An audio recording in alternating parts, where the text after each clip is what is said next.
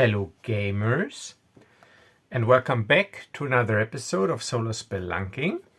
And tonight I want to, of course, continue my Star Wars powered by Shadowdark, or as I like to call it, my Stardark campaign or series, my adventure series, Adventures in the Keldor sector, featuring my scoundrel, smuggler, and pilot for hire Nash Duncan and his, oh, wrong picture, because she's wearing her armor at the moment, and his mysterious, elusive, attractive, and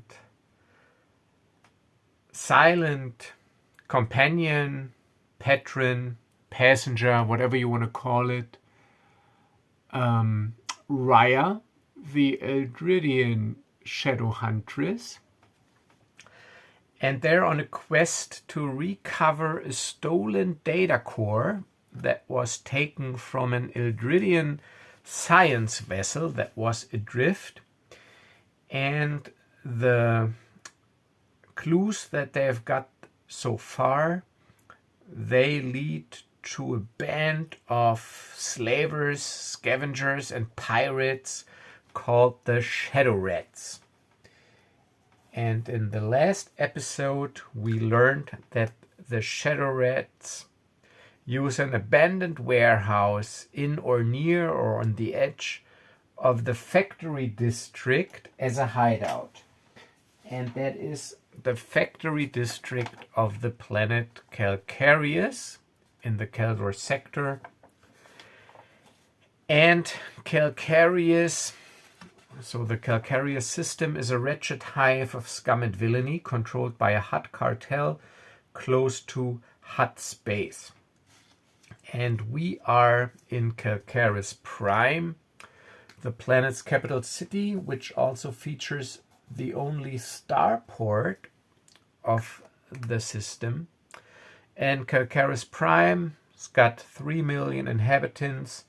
It's like a normal big large city, so no layered eco or social system as there is on Coruscant or Nar Shaddaa. And we have already determined that the northern hemisphere is covered with mangroves.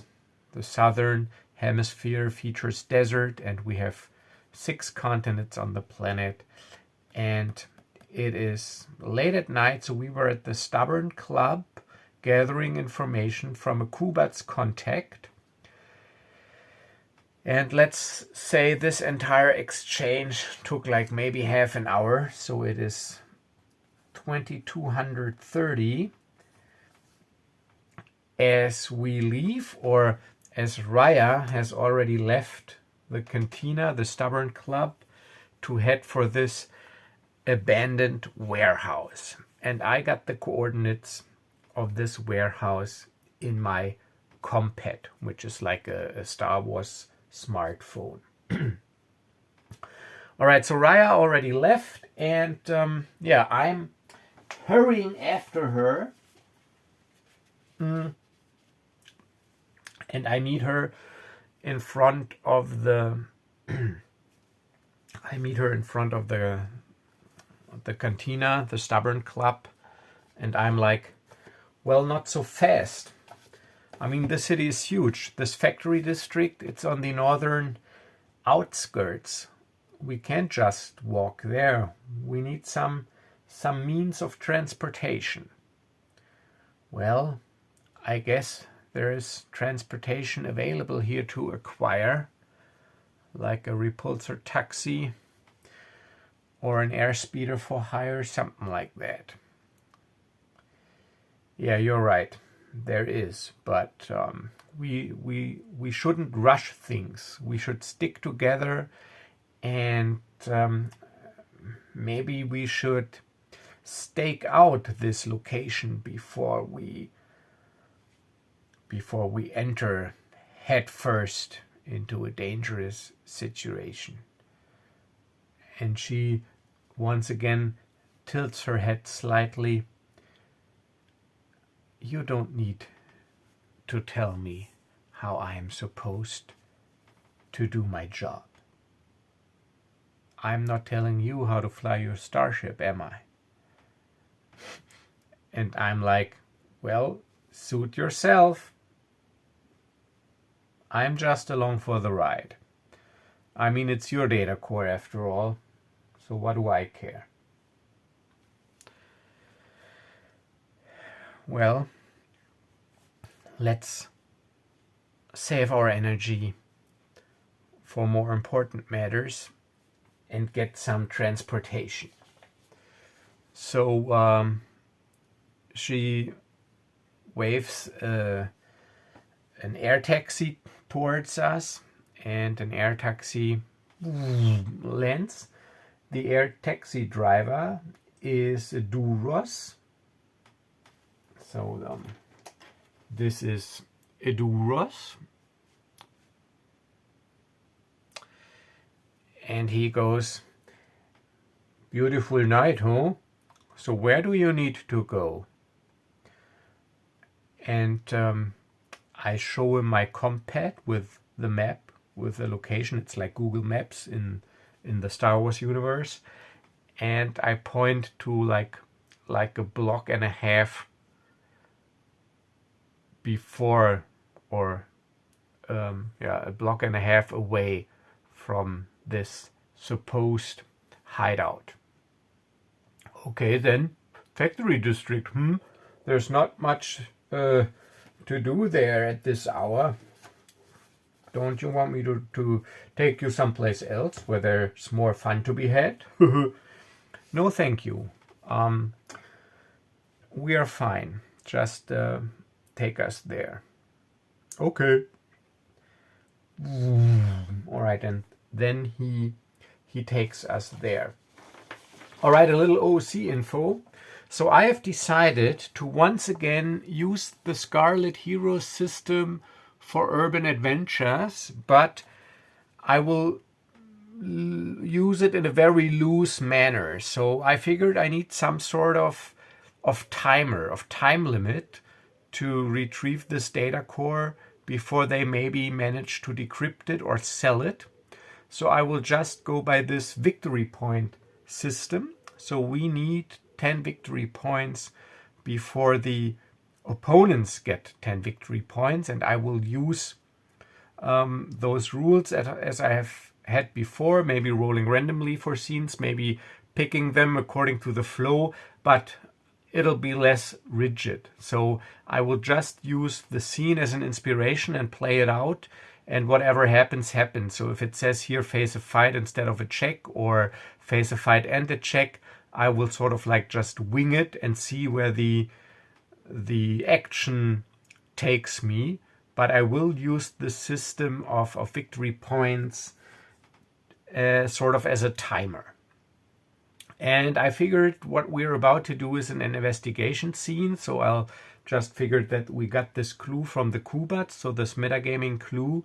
And what we're doing right now is we infiltrate a location, or we want to infiltrate a location where the activities relate to a clue. And on a check failure, we will face a fight. So we will just see in play what happens.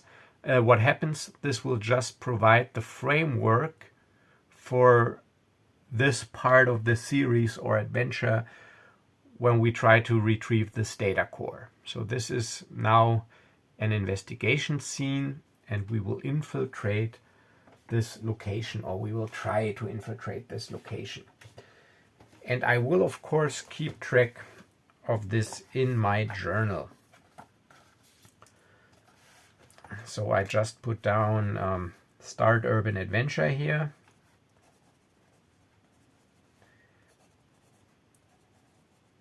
And we will start, and this will use our clue investigation scene.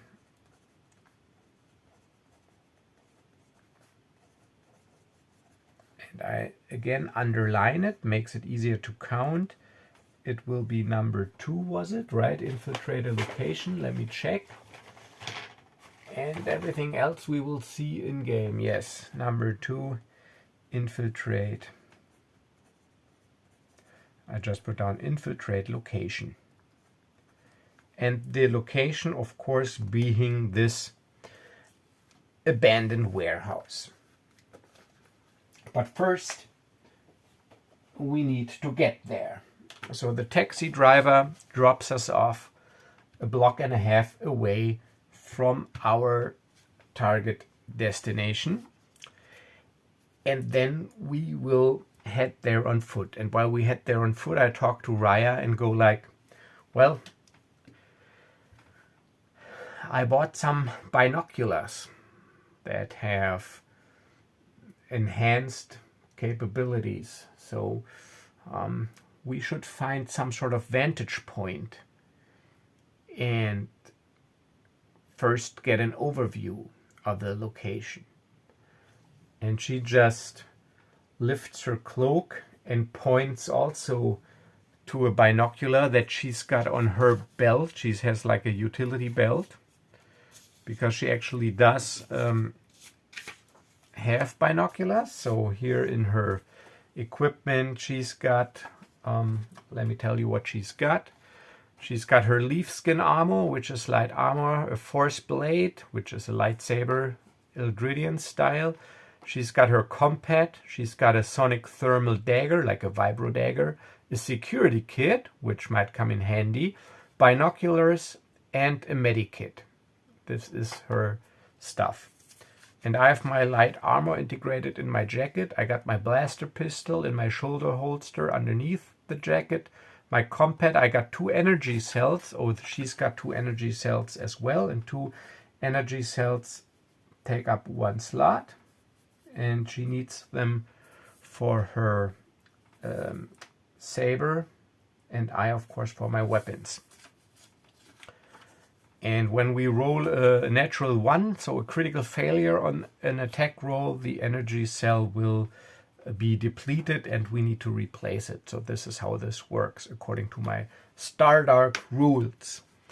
And yeah, so I got energy cells, my DL44 heavy blaster, I got 2 med packs, and also my newly bought binoculars.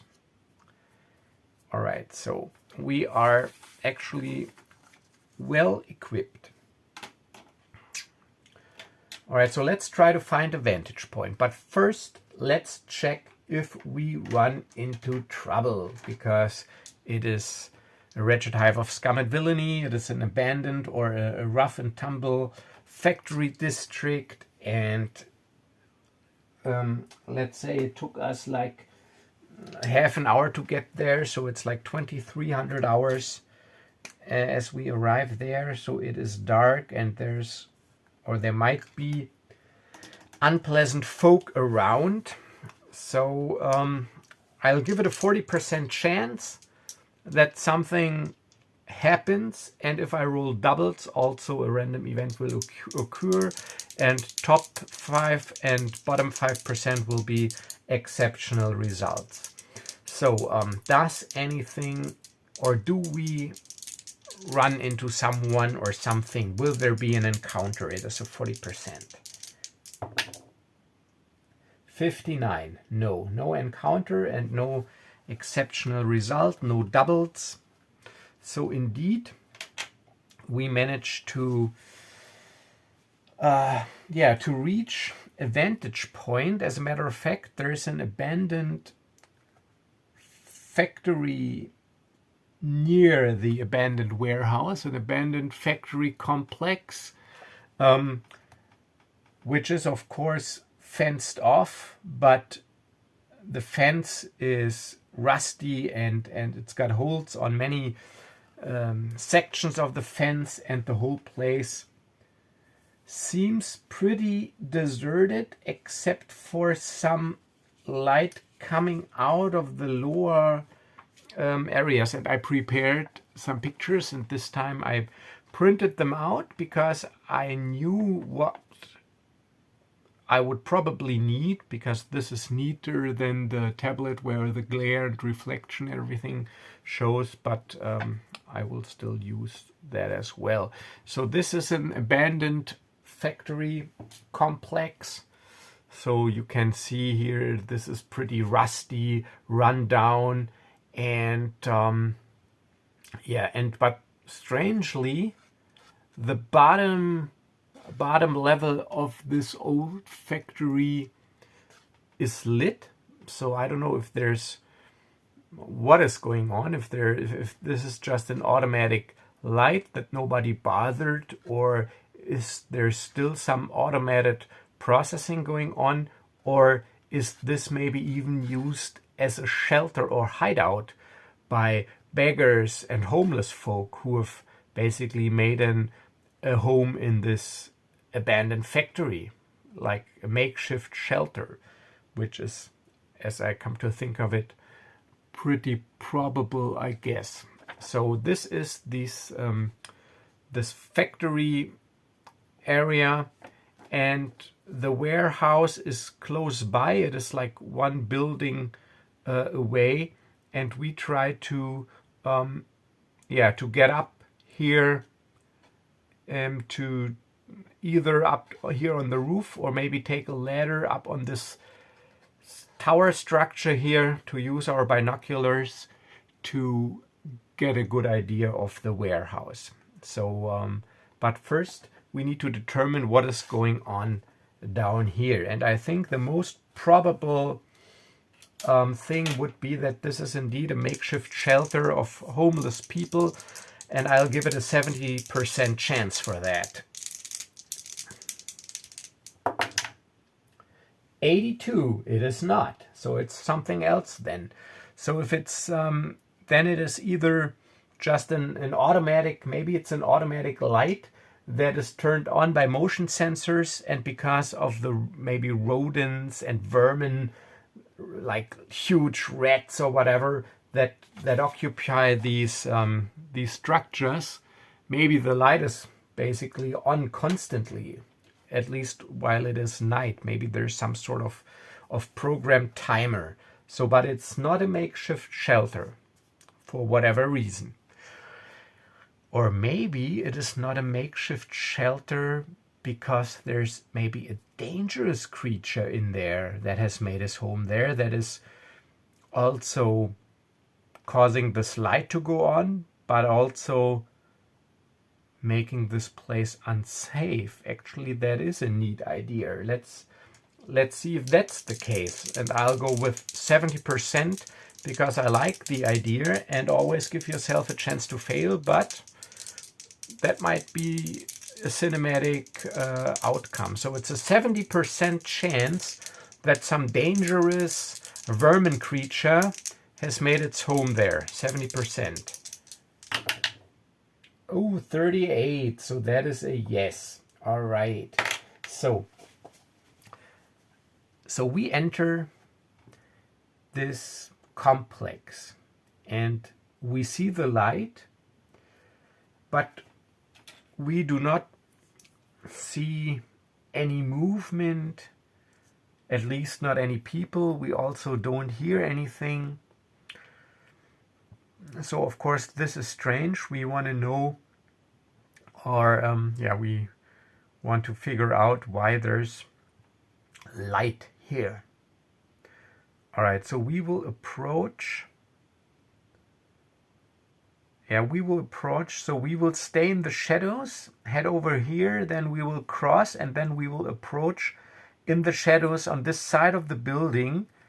We will sneak up to this entryway here and peek inside.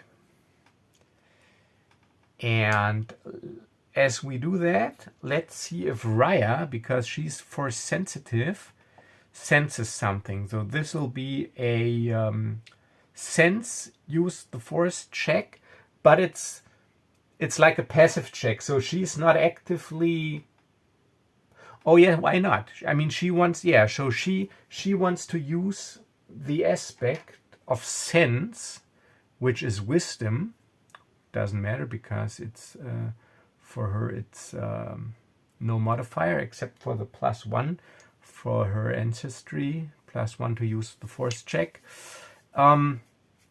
She wants to see if she senses anything. and the DC is 12. So it's a DC 12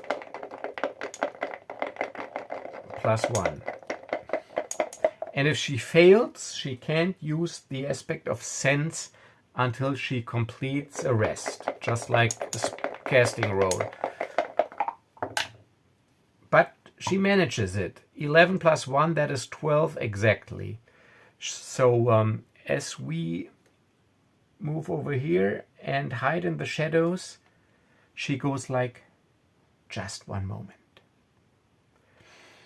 And she takes a deep breath and closes her eyes for a short while. And then she goes, there's something alive in there. I sense an intelligence, but a rudimentary one. It's run by instinct and hunger. I don't know what it is exactly, but we should be careful. All right. So do you want to take a look, or do we want to leave it at that and just try to head up here to climb the structure? She again closes her eyes. I think we should try to get up here. All right, but let's roll if the creature maybe has detected them. And I'll give it a 60% chance. No, make it 65. Because I somehow wanted to, because of the action. So 65% chance that we are detected. 88. No, but that's a random event. 88. Alright, so we're not detected by the creature yet, but a random event occurs. And let me just see what this might be. And I'm using again the Scene Unfolding Machine. Also a nice supplement from Jensen Vars. You can also get it, I think, at Drive-Thru-RPG.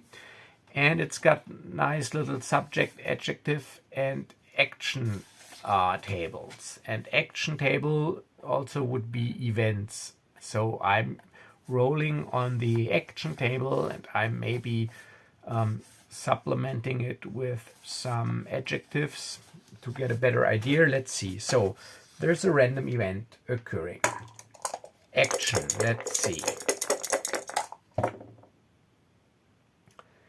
It is 61, which is decide, choose, determine, resolve, settle, or rule. All right, so I already get an idea from that. From resolve and settle, I'll get an idea, but let's see if we can get another word. 63. All right, depart, abandon, leave, withdraw, quit, or take leave. Okay. And let's get another adjective. But I already got an idea. And you should actually go with the first thing that comes to mind. But adjective is 09. Oh yeah, this fits. Barbaric, native, primitive, untouched, savage. Yes, all right. So this, and what did I say? I said, what was it? Resolve, settle. All right, from 61, resolve, settle. And from barbaric and primitive and savage, I get the following idea. While we are hiding in the shadows and looking for a way to climb up here, there is suddenly movement. Because what happens now is, and maybe you've seen the movie Gangs of New York, where they basically at the beginning had this huge fight in the streets with the rival gangs. So there's something similar. So two rivaling factions, two rivaling gangs have picked this district, this empty area, to settle a dispute, a feud. So they basically have made an appointment to meet here tonight to settle things once and for all with violence. So in a savage manner, no blasters allowed, but vibro weapons and combat gloves, and yeah, so we are hiding here in the shadows as suddenly a group of 6 savage looking creatures, all kinds of species. Let me get some. So we have, all right, so it's only 4. So we have a Gamorrean, and indeed he's got a large vibro axe. So a Gamorrean, a Quarren with a vibro sword, a Rhodian with 2 vibro daggers, and a Trandoshan also with a vibro sword. So we got a vibro sword, we got an axe, we got a sword, and we got 2 vibro daggers, and they appear on the premises. They haven't discovered us yet, and so we stay hidden in the shadows, and after a short while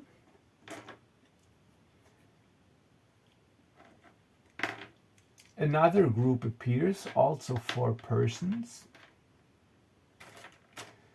and there are a lot of Twi'leks. So there's a male Twi'lek with a vibro weapon, another male Twi'lek with also 2 daggers, a female Twi'lek with a shock staff. So this is like one of these electrocution staffs, but they also have a Trandoshan, also with a vibro blade, and they appear from another side, and they also walk onto the premises. And this is basically what is going on here. So we are hidden. So this is just for fluff here, playing a little bit with my plastic figures. And yeah, damn, what is going on here? I'm whispering to Rhya, and she goes, well, looks like we have stumbled into something. But as long as we are not discovered, we should be fine, and we should keep to ourselves and keep our nose out of it. All right. So let's back off a little. So we back off further into the shadows. However, so they approach each other, and then there's a verbal exchange. So one of this side of the faction is shouting at the other, so this is your last chance. Either pay your dues, leave this area, or prepare to be killed. And the response is like, well, we will see who will be killed. We will not back down. All right then. All gloves are off. They go, and and then they basically charge at each other, and there's a huge melee going on, raging on. But the important question is, what about this creature? I mean, there's a lot of people now, there's shouting, there's a lot of things going on. So I think it is pretty clear that this creature, it's almost certain that this creature notices something. So I'll give it an 85% chance. 82. All right, yes. All right, so we stick to the shadows as Rhya goes. Oh, I sense something, movement, and a creature comes out of this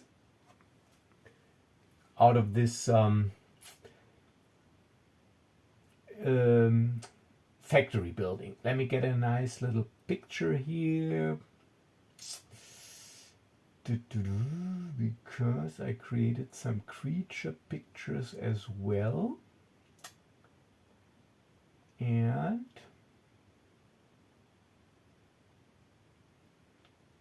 yeah, here it is. All right, so this is the creature that will appear. So this is the creature that appears. It is a lizard-like creature with glowing red eyes and, as you can see, needle-sharp teeth.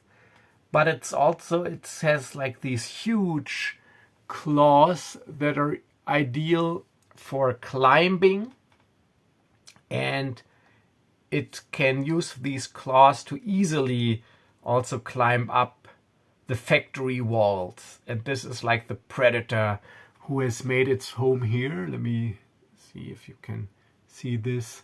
Yeah, so this is just because of this reflective surface you got to put up with this reflection here, but there is nothing I can do about it. I think that these pictures are nice to convey some atmosphere and some fluff, so I will continue to use them. And so this creature suddenly appears. And now the question is, does it head for us? Because we're all, or does it head for the group of people? And I think it is because these people, there are more and they make more noise. I will roll a d6, and only on a 1 or 2 it'll head for us, and on a 3 to 6 it'll head for the other people. But still 1 or 2, so we got a 1/3 chance of being screwed, basically. Maybe, we'll see. And of course I roll a 2. So what happens now is, so we are still here in the shadows. This creature comes out here, but as soon as it exits this factory hall, it basically stops, and as if it would sniff, and it's got a tongue like a snake, like a split tongue that goes out into the air, and it detects our scent via its tongue. And then it decides just to go for whatever is nearer. It's instinct driven, it's hungry. And then it charges towards us. And all bets are off now, and we have to fight this creature. All right, so Shadowdark is more like a cinematic system with abstract distances. So I will not get minis out here now. I will do this theater of the mind style. Yeah, bear with me here. Just make up these stats real quick. So it is, I call it a trash creature, trash lizard creature. It's the trash lizard creature. So let's make up some stats real quick. I think its AC is 14 because it has a tough, leathery, scaly hide, and I will not bother with like assuming some sort of dex modifier, so it's like 14 would be medium armor. So let's say it's got maybe like a +1 or +2 dex, and the other one is like the scaly armor. So it's got an AC of 14, and it has a +1d6. No, let's make it plus 2d4 attack bonus, because I wanted to have it at least 2. So a plus 2d4 attack bonus. Let's roll up some random stats here. That is 3. So it's got a +3 attack bonus. And it deals 1d8 plus 1 point of damage. And its hit points, I'm assuming like 4 hit points per level. And because it's got a +3 attack, let's say it's level 3, so that would give it 12 hit points. All right. And I'm not going to bother with initiative modifiers. I'll just roll a d6, and then it'll go clockwise. So I will, so this will be like, the clock will go around like this. So whoever wins initiative, so I am the creature sitting here, it'll go around like this. All right, so our initiative roll, and that's the thing, if you have all the same colored dice, you gotta, you know what, I'll use the red die here for the creature, but so, oh, it's 4-4, so it's a tie, so re-roll. Oh no, I have 8, I need actually 3. I need one for Rhya. So Rhya is blue. So Rhya is blue and red is the creature. And I'm black. Nash is black. Alright, so Rhya is first and it goes clockwise from her, which means clockwise Rhya, Nash, creature. And this will be the initiative order. So Rhya, Nash, creature.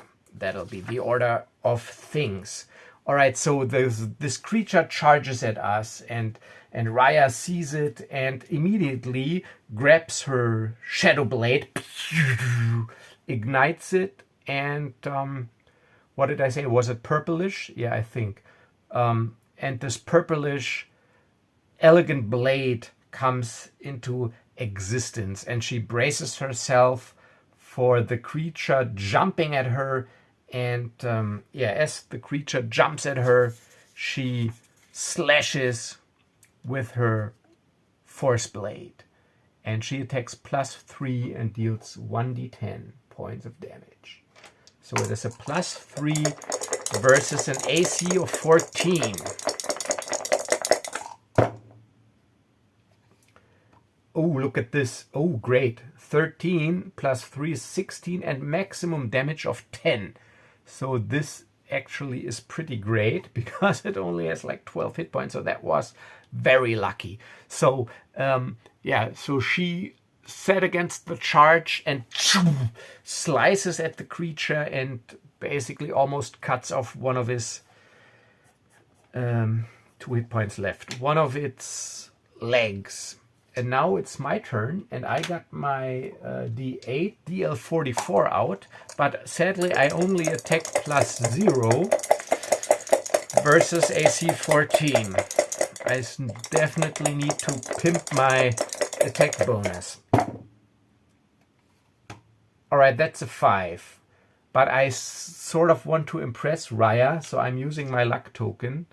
And I'm going to re-roll everything.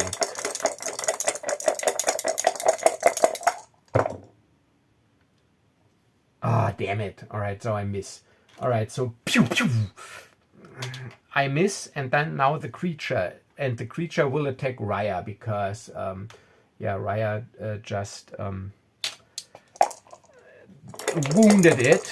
So, and Rhya, she's got an AC of 16 now. So she's got +1 AC when wielding a force blade as her talent. Roll for first level. So that brings her AC up to 16 because she's got +3 dex and her light armor, which is 15 plus, and that is 8 plus 3. That is not enough. All right, and now it's Rhya's turn again. So Rhya is locked into a deadly melee with this creature, and again uses her force blade.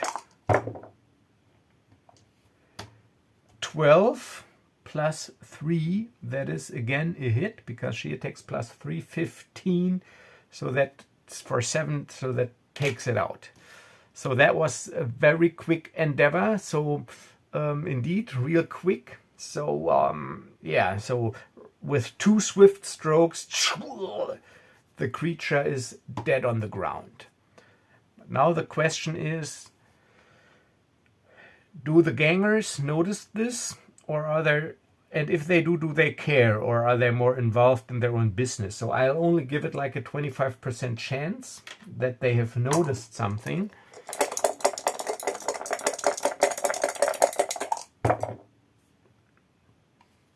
81. So no, they haven't. So they're still fighting. Some of them are probably already dead or seriously injured. We don't care. We got rid of this creature, and now we climb up there and use our binoculars to stake out this abandoned warehouse, which is basically one building over.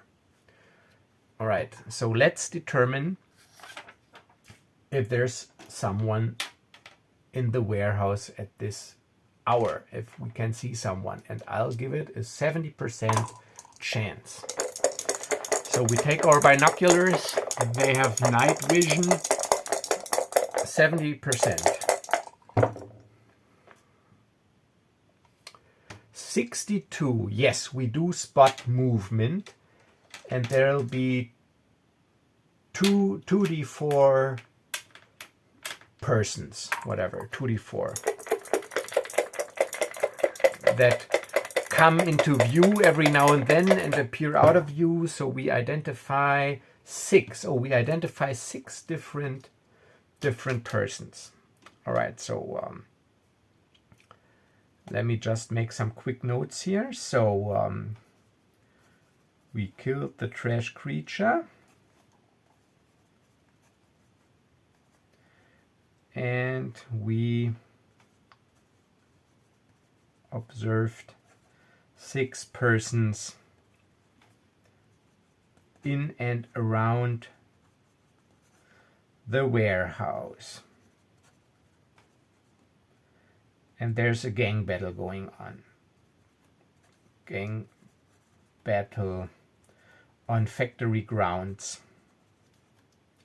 Just for me as a reminder, so when I recap or know what is happening. All right, so yeah, 6 different persons that we made out. So let's say it's 3 humans and 3 non-humans. We have a chiss, we have a goatle, and a female cat person. Let's just say it's a Qatar. Female cat person. Those are the 3 non-humans, and we have seen 3 humans. And yeah, so the question is what to do. So I think it is 2300 hours. So let's say it's 2330 now, and we will observe for a while to see if maybe some of them leave. Maybe they have some other place they go to during the night. They stay where they stay or whatnot. So let's see. Let's give it, that's a 50-50% chance. Give it a 50-50 that some of them leave.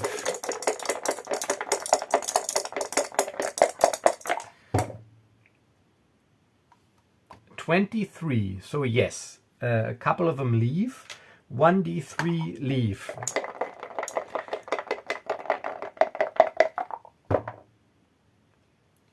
All right, 4. So that is 1, 2, 3, 4. That is 2. So 2 of them leave at around midnight. All right, so at around 2400 hours.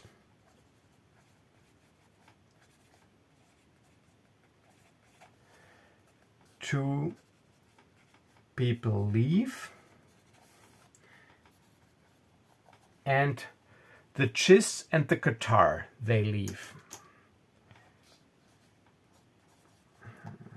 Chiss and Qatar. So we have left a goatle and 3 humans. All right, so these are far better odds, and now this thing here has also been settled, so we don't need to care about this anymore. So the survivors, they have looted and taken the bodies, so we don't care. This is over now. The creature is dead, so now we can entirely focus on infiltrating this warehouse. All right, so there's only 4 of them left. I think we can handle them. if they see us. Let's get over there, sneak onto the premises, and see if maybe the data core is there. All right, then let's do that. So,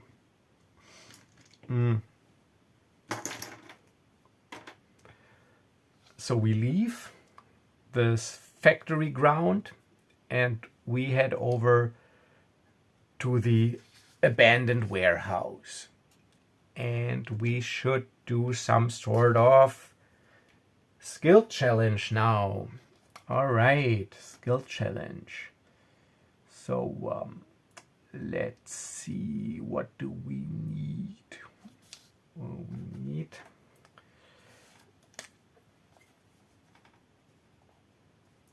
a sneak challenge. Let's make it a DC 10. I know Shadowdark has like 9, 12, 15, 18 as set DCs, but I'm all for variety. So let's make it a DC 10. And we need 4 successes before we have 3 failures. And what do we need? We need strength to overcome some fence and obstacle. We need, of course, dex to sneak around quietly. We need wisdom for perception to notice,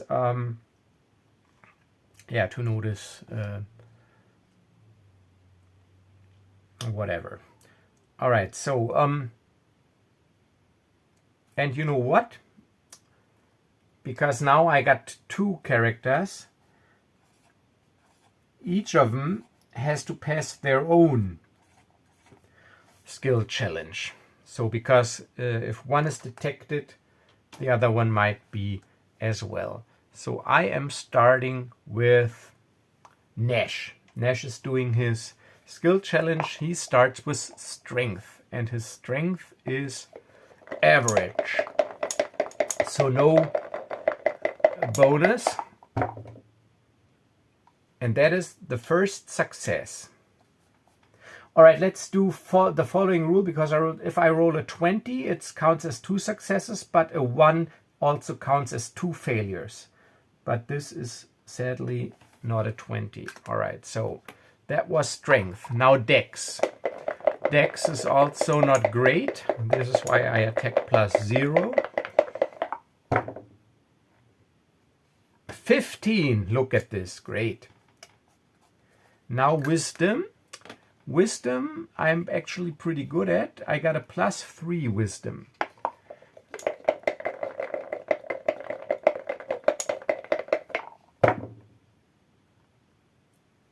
$19. All right. Now I start with strength again, because there's still some more climbing to do.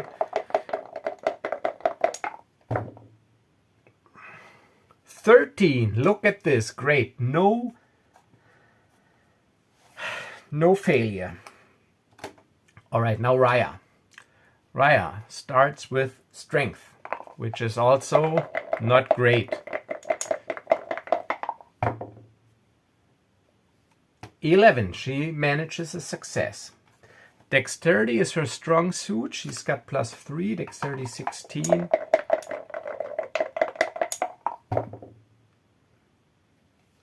Yes, rolled a 16.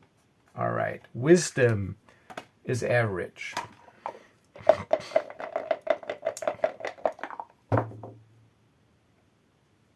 $19. Look at this. I'm having a run here. Now strength again.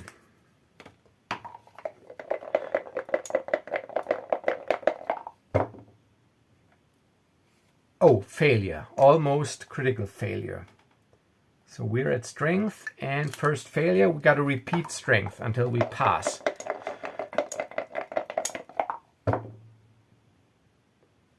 And we are lucky. With only 1 failure, we complete our sneak-in challenges. So we climbed over some obstacles, we snuck around, we listened, we waited, And now we get a glimpse of the inside of the warehouse. So this is the inside of this abandoned warehouse. And here in the middle, there's indeed some equipment lying around. And there's like makeshift, like a makeshift kitchen or whatever. Up here in the dark, there's some sort of sleeping area with bunk beds, and so this seems like people also stay here longer than a few hours overnight, and this seems some sort of makeshift headquarters maybe for a few of these thugs. So the 3 humans and the Gotel are still there. And as a matter of fact, they are in this makeshift kitchen right now here, and they're having like a late dinner and a talk. And we are, let's say we come in from here. So we are in the shadows over here. Like I said, there's some equipment here. So I talked to Rhya. All right, seems like they're in this kitchen area. Is there anything on this table that might look like your datacore? Let me see. So, and from here, Rhya takes out her binoculars, and to get a detailed, closer look, so she zooms in and and looks at it. All right, so now usually, like I said, I'm using this victory point system, so but I'm keeping it flexible. So I'll give it, let's say I'll give it only a 5% chance that this data core is there. So I'm going to roll a d20, and if I roll a natural 20, the data core will be there.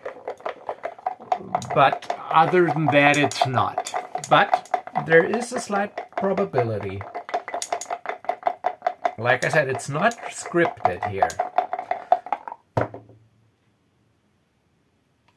A natural 1, the exact opposite. So there's actually nothing useful. This is all used up junk, basically, that is worthless. No. There's no data core here. All right, but maybe they know something. So we should see if we can get something out of them. Yeah. The question is, which one to leave alive? Rhya goes, well, I would leave all of them alive. I mean, I can set my blaster to stun, but what about your energy sword? Well, there's no such thing as stun on this energy sword, as you call it. It is a shadow blade. It is meant to kill. Well, do you have anything with you that can stun people? Why would I stun people? She goes. Well, I could hand you my blaster. I got another one, you know. Well, I'm not trained with this uncivilized weapon. Clumsy and random. Well, it is not that hard. You just point and shoot. All right, I'll give it a try.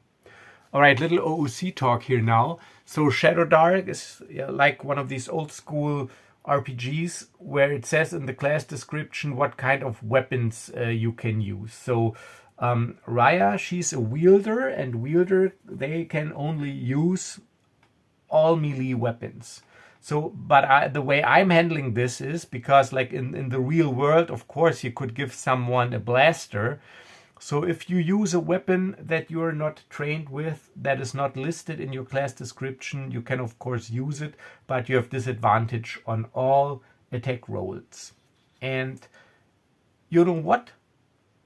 Also on all damage rolls. So you have to roll damage and attack with disadvantage if you use a weapon that is not listed in your class description. But of course you can use it because everyone can point a blaster at something and shoot. But if you're not trained with it, you will probably not be as effective. So you roll with disadvantage. But yeah, this is what I will be using from this point on. So disadvantage damage dice and disadvantage attack roll. And so Rhya gets the normal blaster out of my shoulder holster, and I get my DL44, and we switch to stun. And then we will try, or we sneak through the shadows, try to take cover here behind this table, and from this position in cover, because they're in this kitchen area here, we try to take him out. So sneak over here. I'm not going to roll because they're occupied and this is dark. So we sneak up there, and then we have the surprise. So the order of battle will be Rhya, Nash, and the thugs. So I can just keep this here, Rhya, Nash, and thugs. And now I need stats. And those thugs, they have an AC of 12. They attack, let's make it +2. And they deal 1d6. They got blaster weapons, and they have hit points. Let's give them 6 hit points each. And there are 4 thugs. The 3 human ones and the goatle. And those 3 humans, 2 males and 1 woman, because I already printed this out too. So these are the thugs. So they have just they got blaster weapons. They have, this is light armor, so they have like an armored trench coat or leather jacket. So no dexterity bonus, just AC 12. They're in their clothing, integrated light armor and the blaster. So those are the human thugs. And so this is the woman. She wears her hair like tied to a knot here, or a bun, or whatever it's called. And 2 males. This one looks pretty beefy. And yeah, and the goatle also. So these are the thugs, and we are hidden behind, and we get to go first. So Rhya, Nash, and then the thugs. So Rhya, she is rolling with disadvantage damage and attack. So I always have to use the lower ones, but she does get +3 because of her dexterity. And our weapons are set to stun. Alright, so I gotta use the 9, but I get +3, which is 12. So that's a hit exactly. And I have to use the lower damage one, so 4 points of damage. So let's put down T1, T2, T3, and T4. And yeah, so what did I say? 4 points of damage. They got 6 hit points. So she shoots at Thug 1, and he's down to 2 hit points, hit by a stun blast. So they're talking, and pew, this blue circle light hits him. His shoulder goes numb. Damn. And now it's Nash's turn. So I do not roll with disadvantage. However, I do not have a great dexterity roll. So I need to get my weapon modified, or gain a level real quick here or two and hope that I get my dexterity increased or an attack bonus. But I hit, and I deal, however, +1 damage, so that is 3 points. But I have targeted the other thug because I figured maybe he goes down immediately, so this thug is down to 3. So, of course, this is not very tactical because now we still have to face all 4 of them, but this is just in the flow. So we each picked one and pew, and shot, and now it's the thug's turn. All right, so yeah, let's rearrange this a little. So we are here. All right, so we are in cover. So, but they can, of course, they can move first. So I do not want to overcomplicate this. So they can, with their one move, get into a position where they can shoot at us without cover. So basically, we try to cover ourselves as good as we can, standing back to back and pew pew shooting at the thugs, and they shoot at us. And so it is the first thug. Thug 1 shoots at Rhya. She's got an AC of 15 now because she does not have her blade activated. So +2. That is a 14. That's a miss because it's a 15. So that hits her armor. Pew! And the armor absorbs the blast. Thug 1. Thug 2 shoots also as Rhya. So I go 2 shoot at Rhya and 2 shoot at Nash. +2. That is 13. That is also not enough. So again, her leaf skin armor pew, absorbs the blast. All right, Thug 3 shoots at Nash, so I know my luck. No, 5, so he doesn't hit me. And Thug 4.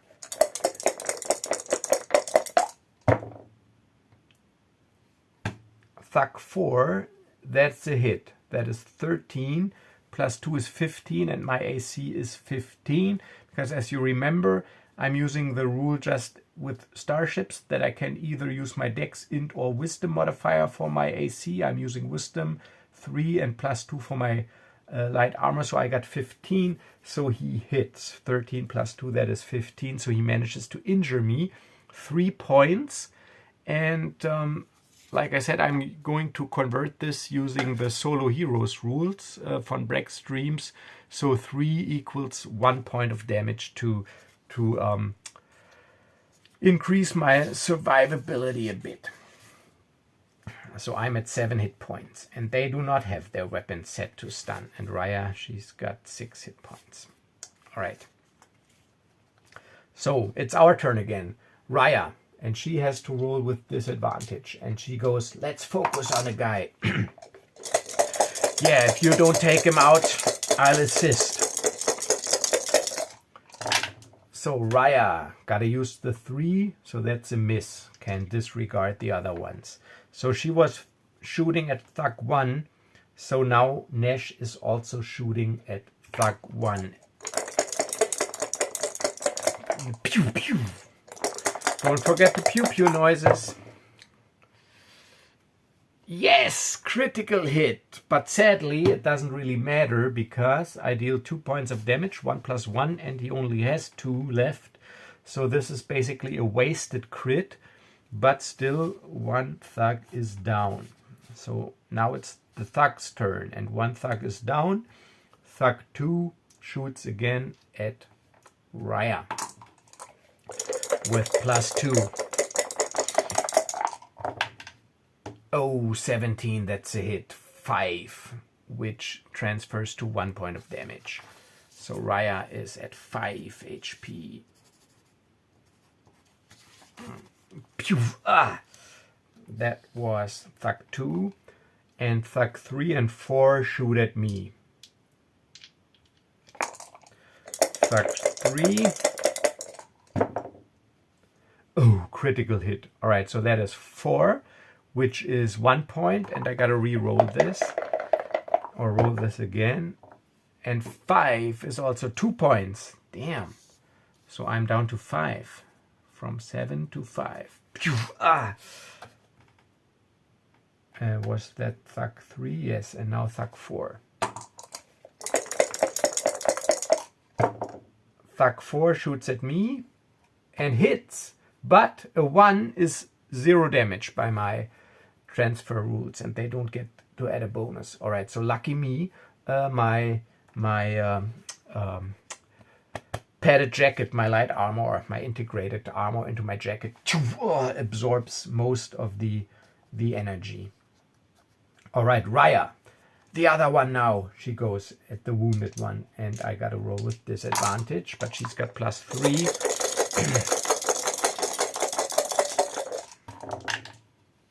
All right, so 10 plus 3 is 13. That is enough, but only 1. But I'm only using this for incoming damage, so this is still 1 point of damage. So Rhya deals 1 point of damage, and this guy is down to 2. And she goes, finish him off to me. And I try my best. So +0. But if I hit, I'll take him out because I get a +1 bonus. So I deal at least 2 damage. But I need to hit. And I miss by 1. Damn. Pew. All right. So Thug 2 shoots at Rhya.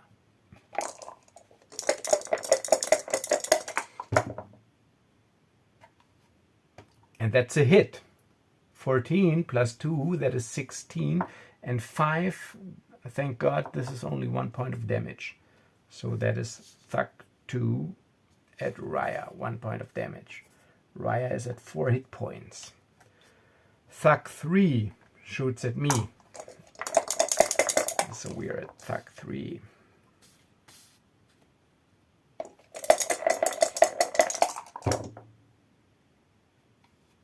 Lucky me, because that would have been 2 points of damage, but an 8 plus 2 is a 10.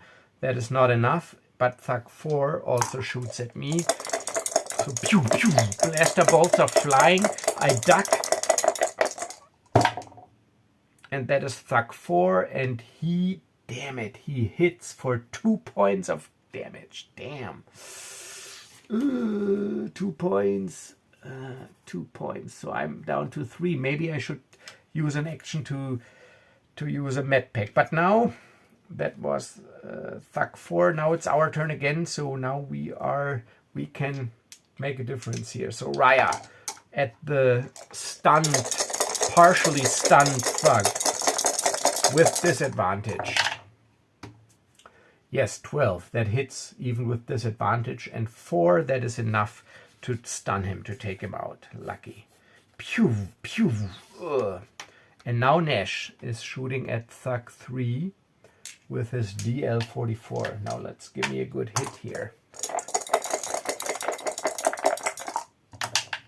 Of course not. Rolled an 8 damage, but I missed. All right, the Thugs. Thug 3 shoots Rhya.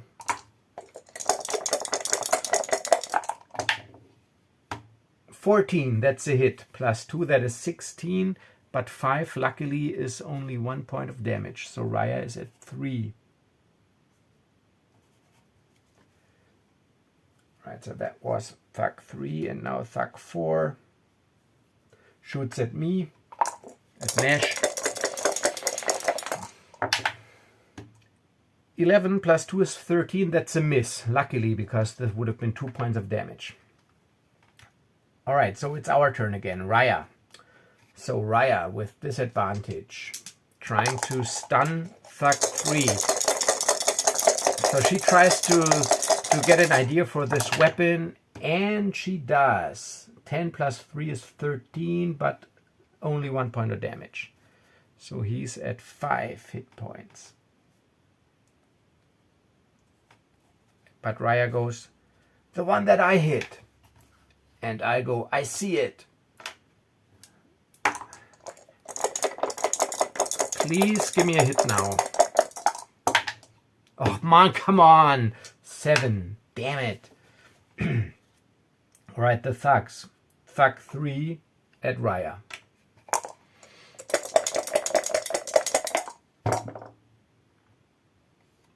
That's a 9, that's a miss, luckily. And Thug 4 shoots at me. Nash. Oh, of course, an 18 hits. For 5, that is 1 point of damage. 1 point of damage. I am down to 2. So I should use an action to use a medpack next round. Alright, so Rhya shoots at the partially stunned thug with disadvantage. That is 9 plus 3, that is 12. That is great because that is a hit and 2 points of damage. So he's down to 3. And Rhya again goes, finish him off. I'll try. So +0 attack is not fun actually. Oh, it's a 10, 8 damage, but it's of course a miss. Alright, Thug 3 shoots at Rhya.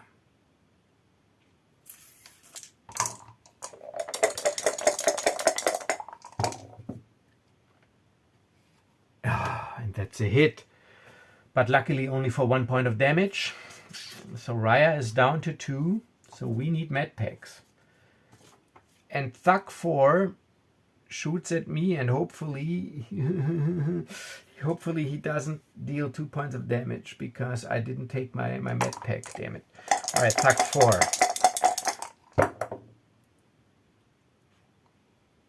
Ah, that's a hit. 14 plus 2, that is 16, but luckily 1 point of damage. So I'm down to 1 point, 1 hit point. And now it's Rhya. So now the question is, should, you know what, fuck it. Alright, so what Rhya will do is, but then that is +1 DC 12, but alright, so Rhya, alright, so I'm going full risk here now. So I'm not going to use my action to take my medpack. And I'm also not going to use my action to shoot. Instead, I'll use my action to use the force. And I'm using alter, which is also like force push and stuff. So I want to do the classic force push and slam this guy. I don't care now if he dies or not.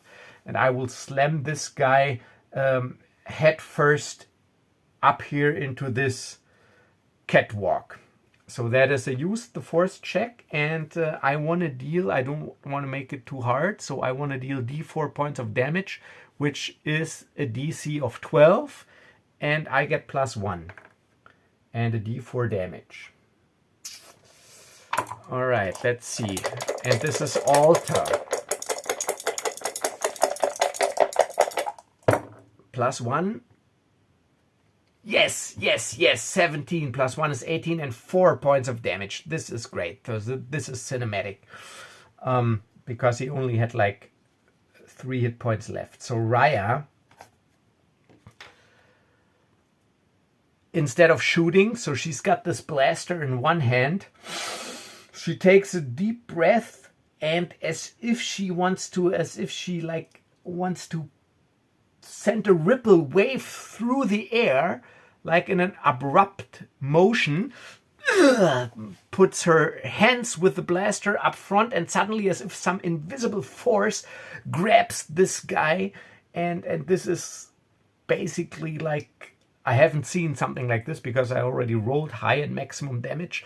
So this guy, he is lifted off the ground, off his feet, and full force slammed with his head into this catwalk, and he is dead. His head just leaves a big red stain on this metal catwalk, and just like a wet bag, he goes down onto the ground. So this guy is dead. I make so this, he is not going to tell us anything anymore. So I'm a little bit, and this is dangerously close to the dark side here, but all right, so now it's Nash again, trying once again to shoot. Yes, yes, yes, finally I hit. I rolled a 15 and maximum damage 9. So this with one shot. So now we are having a run. So pew, one shot straight in the face, but it's a stun blast. This guy from 6 goes directly to 0. And also like a wet bag goes down. And there we are. And this abandoned warehouse, smear of blood up here on the catwalk, dead body here, stunned bodies everywhere. And we're hurting. Blaster burns that we can now feel. Thankfully, our armor absorbed the brunt of it. And at this point, we will end this session. All right. So, I hope, once again, you enjoyed it. And if you did, please like, subscribe if you haven't done so. Tell your friends about it, share, do all this social media, YouTube stuff. And if you are interested in playing Shadowdark yourself, you can support me and the channel by purchasing my Shadowdark products from DriveThruRPG. And I will put links down in the description. Yes, so thank you for watching. And have a nice remaining week. And as always, stay safe, stay healthy, and I will see you in the next video. Bye-bye.